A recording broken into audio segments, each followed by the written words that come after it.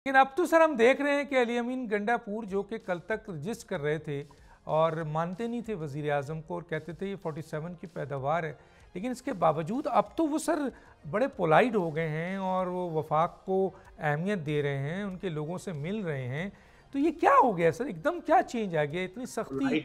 Polite नहीं होंगे तो क्या होगा भाईजान? आपके 75 बच्चे हैं जनाब, उनमें से एक का फैसला आना है, इन्होंने नाहल हो जाना है। एक का फैसला आना है।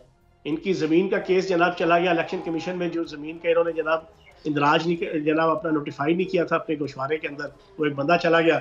उसको छोड़े आप, इस ज़्यादा दहशतगर्दी की 9 मई के वाकयात है, उसमें से एक का फैसला आ गया, इनकी गई KPK की चीफ मिनिस्टरशिप गई, अली अमीन गंडापुर साहब फारिग हो जाएंगे। उसी वक्त जिस दिन गुजरांवाला की इस ज़्यादा दहशतगर्दी की अदालत लाहौर की, पिंडी की या पेशावर की या किसी पाकिस्तान की किसी अदालत का फैसला आ गया तो फारिग हो जाएंगे। तो ये पागल है कि जनाब ये अपना सारा छोड़े, ये ऐसे बड़के मार रहे हैं।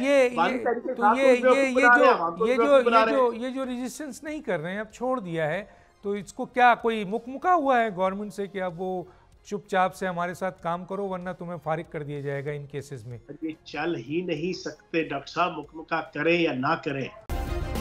सब्सक्राइब करें और बेल दबाएं ताकि कोई खबर रह न जाए।